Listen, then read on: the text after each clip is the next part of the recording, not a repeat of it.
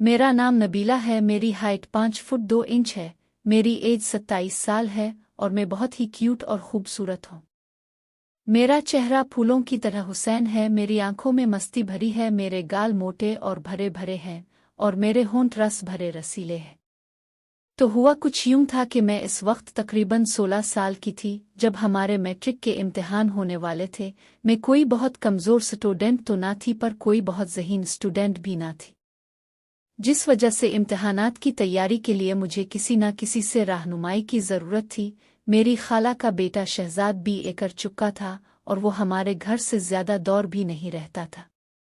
मैंने अम्मा जान से कहा कि वो शहजाद से बात करें कि वो फारिग वक्त में मुझे पढ़ा दिया करें। इस तरह मुझे ट्यूशन के लिए ज़्यादा दूर नहीं जाना पड़ेगा, आने जाने की परेशानी भी नहीं होगी और वक्त भी ज़ाय नहीं होगा। अम्मा इसी दिन शहजाद से बात कर आई और उन्होंने मुझे बताया कि उन्होंने शहजाद से बात कर ली है और वो हर शाम 7 बजे से 9 बजे तक आया करेगा मुझे पढ़ाने। इस दिन ने जल्दी जल्दी तमाम काम निपटाए और अपनी किताबें लेकर ड्राइंग रूम में पढ़ने बैठ गई।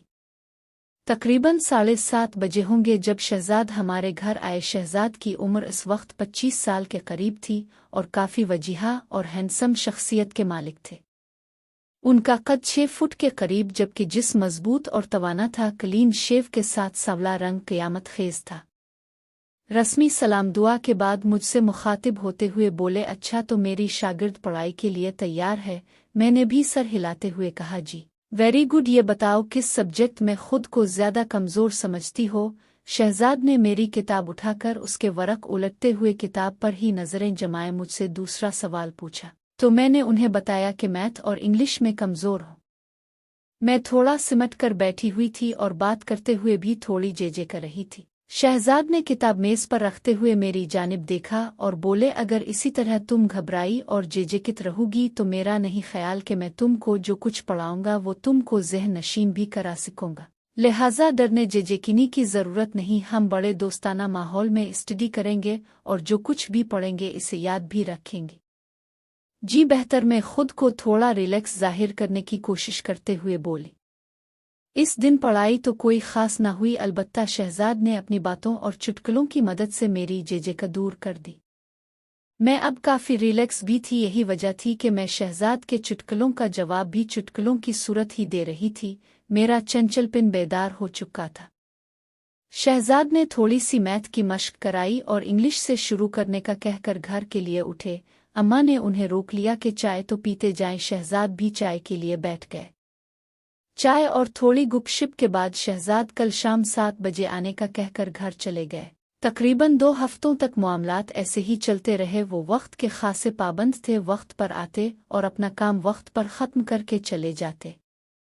उनकी शख्सियत जाजिब नज़र तो थी ही, उनके पढ़ाने और समझाने का अंदाज भी खूब था। यही वजह थी कि मैं शहजाद की गिरविदा हो चुकी थी और उनसे काफ़ी बेतकल्लुफ़ी भी हो चुकी थी। इस दिन शहजाद मुझे मैथ की मश्क करा रहे थे। जब अम्मा चाय ले आई उन्होंने चाय मेज़ पर रखी और बोली कि चाय पहले पी लेना। ये कहकर वो वापस किचन में चली गई। मश्क ख़त्म हुई तो मैंने चाय की प्याली उठाकर शहजाद को देना चाही तो पता नहीं क्या हुआ कि मेरा हाथ कांप गया और सारी की सारी चाय शहजाद के ऊपर गिर गई, जिससे उनकी पतलून और शर्ट भीग गई। मेरे तो ओसान खता हो गए। दौड़ती हुई गई और तौलिया उठा लाई। मैं बार बार शहजाद को सॉरी बोल रही थी और साथ ही साथ उनकी शर्ट को तौलिए से खुश्क करने की कोशिश कर रही थी। अब जले तो नहीं? मैंने मुसलसल तौलिया रगड़ते हुए पूछा। चाय से तो नहीं जला, लेकिन अब तुम ज़रूर जला डालोगी। मैं उनके इस जुमले को बिल्कुल भी ना समझी और इसी तरह तौलिया से उनकी शर्ट को खुश्क करने में लगी रही। मैं शायद कुछ देर और इसी तरह तौलिए से उन्हें खुश्क करने में लगी रहती, पर शहजाद ने मुझे रोक दिया और मुझे दोनों कंधों से उठाकर खड़ा करते हुए बोले, बस करो बबली। घर में मुझे सब इसी नाम से पुकारते थे। Everything is fine. तुम खामखा परेशान हो रही हो।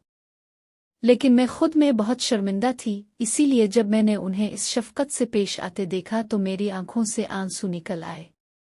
उन्होंने जब मुझे यूं रोते देखा तो अपनी बाहों में भरते हुए मुझे सीने से लगा लिया और माथे पर बोसा देते हुए बोला, अरे पगली रोती क्यों हो? तुमने जानबूझकर चाय थोड़ी गिराई है, ये तो हादसाती ऐसे हुआ। उनके ढारस बंधाने पर मुझे हौसला हुआ और मैंने आंसू पोंछते हुए कहा, जानती हूँ कि हादसा हुआ है, लेकिन हादसात भी तो किसी न किसी गलती का ही नतीजा होते हैं और इस हादसे की गलती की मैं ही जिम्मेदार हूँ। शहजाद भी शायद माहौल को खुशगवार बनाना चाहते थे, इसलिए बोला, बबली मैं तुम्हें इजाज़त देता हूँ कि तुम ऐसे हादसात रोज़ किया करो। वो हंस रहे थे और उनकी ये मानवी हंसी मेरी समझ से बाहर थी। मैं भी उन्हें हंसते देखकर मुस्करा दी। शहजाद ने कहा, चलो वापस वहीं से शुरू करते हैं जहां पर हादसा हुआ था। ये कहते हुए उन्होंने मुझे अपनी बाहों के घेरे से आज़ाद कर दिया। मैंने वापस अपनी कुर्सी पर बैठकर किताब खोलना चाहा तो शहजाद ने कहा, आज का काम खत्म कल देखेंगे, मैं चलता हूँ क्योंकि इस हालत में मैं तुम्हें कुछ नहीं पढ़ा पाऊंगा। शहजाद अपनी किस हालत के बारे में कह रहे थे मुझे कुछ पता न चला।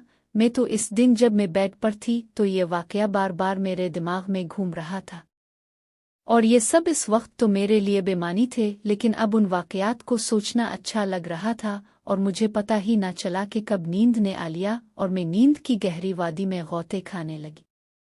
इस रात मैंने बारहा ख्वाब में शहजाद को देखा। कभी हम किसी नदी के किनारे बैठे बातें कर रहे होते, कभी किसी पार्क के कोने में किसी बेंच पर बैठे कुछ राज और नियाज की बातें कर रहे होते, कभी पहाड़ों जंगलों और सहराओं में तो कभी ठाठे मारते समंदर की लहरों से खेल रहे होते।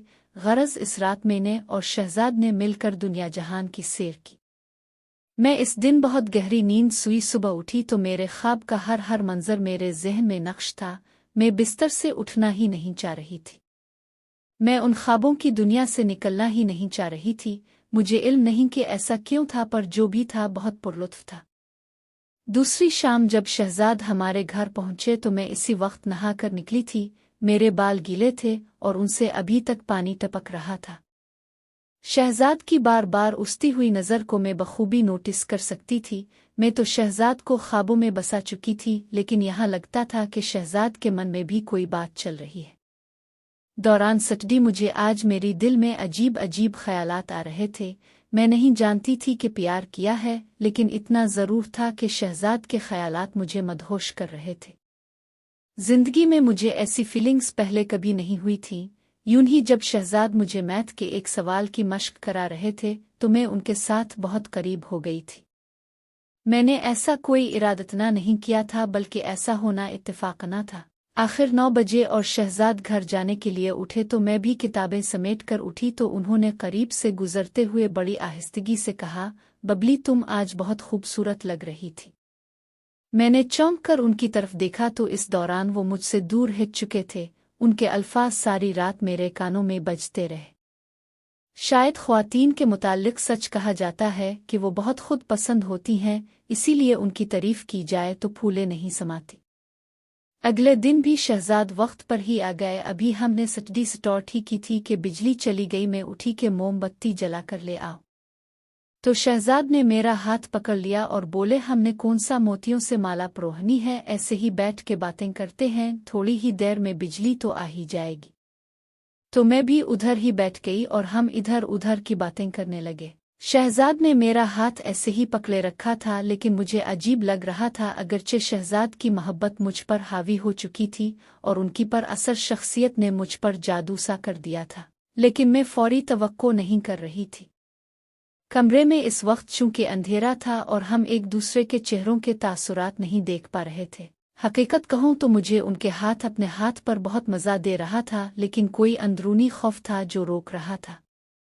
लेकिन अगर शहजाद की जगह कोई भी और होता तो मैं यकीन से कह सकती हूँ कि मैं इसका मुंह नोच लेती। लेकिन शहजाद के लिए तो मैं पहले से ही सब कुछ हारी हुई थी, लेकिन फिर भी मैं ये सब कुछ नहीं चाह रही थी जो हो रहा था। मुझे अजीब लगने लगा था, इसीलिए मैंने शहजाद के हाथ को छोड़ा और टॉयलेट जाने के बहाने वहां से उठ गई। लेकिन मैं जैसे ही उठकर कदम बढ़ाने वाली थी, पता नहीं मुझे क्या हुआ, मैं डगमगा गई। इसी लम्हे शहजाद ने हाथ बढ़ाकर मुझे सहारा दिया तो मैं गिरने से बच गई। मैं बहुत नर्वस हो गई थी शायद। मैं जल्दी से टॉयलेट की तरफ भागी। मुझे कुछ हाजत तो न थी, अलबत्ता ठंडे पानी से मुंह पर छींटे मारे तो गर्मी का एहसास कुछ कम हुआ। मैं अभी टॉयलेट में ही थी कि बिजली आ गई। मैं वापस ड्राइंग रूम में आई तो शहजाद वहां मौजूद नहीं थे। मुझे परेशानी हुई कि ऐसा किया कि वो बताए बगैर ही चले गए। इसी वक्त अम्मा ड्राइंग रूम में आई तो उन्होंने बताया कि शहजाद कह रहा था कि इसके सर में दर्द हो रहा है और बिजली भी नहीं है, इसलिए वो घर जा रहा है। मैंने भी किताबें समेटें और अपने बेडरूम में चली आई। मेरी सोच का महवर बस शहजाद ही थे। इस रात भी मैं उन्हीं सोचों में गर्क सो गई। सुबह उठी तो शहजाद की ही याद में सारा दिन मसहूर होती रही। शाम होने से पहले ही मैं शाम का बेचैनी से इंतजार करने लगी। मैं देखना चाहती थी कि शहजाद आज कैसे बर्ताव करते हैं, लेकिन वक्त होने के बावजूद वो नहीं आए। मैं इंतजार करती रही, लेकिन मेरा इंतजार बस इंतजार ही रहा। वो 8 बजे तक नहीं आए तो मैंने अम्मा से कहा कि खैर हो शहजाद, पता नहीं आज क्यों नहीं आए। अम्मा ने कहा कोई और काम पड़ गया होगा, इसलिए नहीं आ सका होगा। मैंने कहा नहीं अम्मा, कल जब वो गए थे तो उनकी तबीयत ठीक नहीं थी, क्या पता वो अभी तक ठीक ना हुए हों। अब खाला को फ़ोन करके उनका पता तो कराए। अम्मा को भी जैसे कुछ याद आया तो उन्होंने खाला को फ़ोन लगाया। तब खाला ने बताया कि शहजाद तो कल से सख्त बुखार में तप रहा है। मुझे इल्म हुआ तो सख्त बेचैनी हुई, दिल चाहा कि अभी जाऊं और उसका बुखार खुद पे ले लूं, लेकिन मैं इस वक्त क्या कर सकती थी। सुबह में अम्मा को साथ लेकर उनका पत्ता लेने खाला के घर गए तो देखा शहजाद वाकई बुखार की वजह से बिस्तर में पड़े थे। थोड़ी सी रस्मी बातचीत के बाद में इधर ही बैठ गई। खाला और अम्मा भी साथ बैठी अपनी बातों में मसरूफ हो गई। शहजाद ने एक बारगी हमारी तरफ देखा, फिर उन्होंने अपनी आंखें मूंद ली। हम खाला और अम्मा की मौजूदगी में कोई बात नहीं कर सकते थे, इसलिए हम खामोश बैठे थे जबकि खाला और अम्मा बातें कर रहे थे। बातों बातों में खाला ने बताया कि उनकी सहेली की बेटी की शादी थी, जहां उनका जाना बहुत ज़रूरी था, लेकिन नहीं जा सकती। अम्मा पूछ रही थी क्यों नहीं जा सकती हो, तो खाला बोली जिसके साथ जाना था वो तो बिस्तर पर पड़ा है, और आपके भाई साहब खालू भी ऑफिस से छुट्टी नहीं ले सके कि उनके साथ चली जाती। अम्मा चूंकि खाला की सहेली को जानती थी और उन्हें पता था कि वो किधर रहती हैं, इसलिए खाला से बोली तुम्हारी सहेली कौन सा दूसरे शहर में रहती है, टैक्सी पकड़ो और 2-3 घंटे में वापस आ जाओगी। मैंने ये सुना तो मेरे दिमाग में आइडिया आया कि अगर अम्मा और खाला शादी पर चली जाएं तो मुझे शहजाद से अकेले में बात करने का मौका मिल जाएगा। यही सोचकर मैंने भी अम्मा की ताईद में कहा खाला अगर आपकी सहेली इसी शहर में रहती है तो तब आप ज़रूर हो आएं। शहजाद की फिक्र ना करें, 2-3 घंटों तक हम उनकी तीमारदारी कर लेंगे।